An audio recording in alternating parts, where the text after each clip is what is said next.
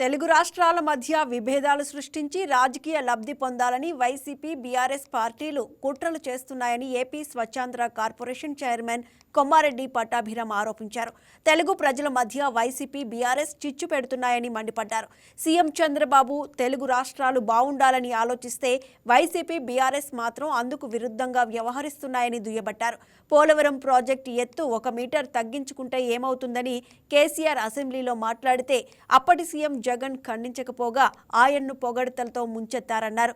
రాయలసీమ ఎత్తిపోతల పథకం విషయంలోనూ బీఆర్ఎస్ వైసీపీ నాటకాలు ఆడుతున్నాయని పట్టాభి ఆరోపించారు. పెట్టుబడి విద్వేషాలు రెచ్చగొట్టడమే వారి యొక్క డిఎన్ఏ.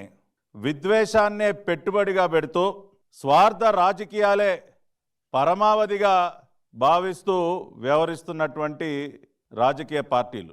ఈ పార్టీకే మీకు అర్థమై ఉంటుంది నేను ఏ పార్టీల గురించి మాట్లాడుతూ ఉన్నానో, ఎటువంటి రాజకీయ నాయకుల గురించి మాట్లాడుతూ ఉన్నానో ఈ పార్టీకి అర్థమై ఉంటుంది.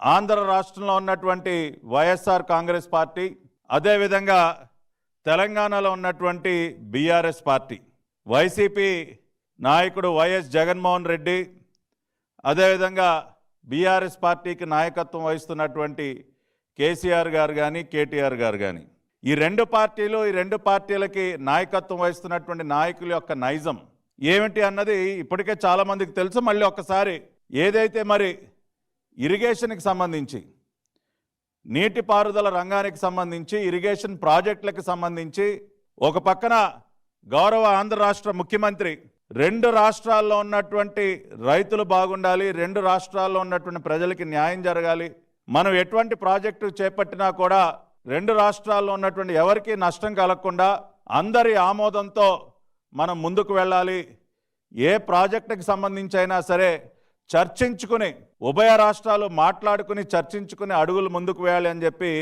ఒక స్టేట్స్మెన్ లాగా గౌరవ ముఖ్యమంత్రి నారా చంద్రబాబు నాయుడు గారు మాట్లాడుతూ ఉన్నారు.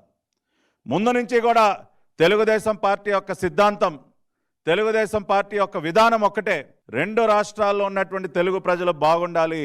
ఆ రోజున నారా చంద్రబాబు నాయుడు గారు ఆంధ్రప్రదేశ్ తెలంగాణ 2 కూడా నాకు 2 కళ్ళ లాంటివి అని మాట్లాడితే ఎగతాళి చేశారు, అవహేళన చేశారు. కానీ ప్రజలు అర్థం చేసుకున్నారు, ఎస్ ఇది కదా స్టేట్స్మెన్కి ఉండాల్సినటువంటి లక్షణాలు, ఉభయ రాష్ట్రాల్లో ఉన్నటువంటి ప్రజలు బాగుండాలి, ఆ ప్రాంతాలు సస్యశ్యామలంగా మారాలి అని కోరుకోవటమే కదా నిజమైనటువంటి స్టేట్స్మెన్కి ఉండాల్సినటువంటి లక్షణాలు అని చెప్పి చంద్రబాబు నాయుడు గారికి పెద్ద ఎత్తున ఆమోదం తెలిపారు. ఈ రోజుకి కూడా మేము అదే విధానాన్ని పాటిస్తున్నాం. Please subscribe to YK TV Network. Please subscribe to YK TV. Please watch YK News. Don't forget to subscribe YK News channel.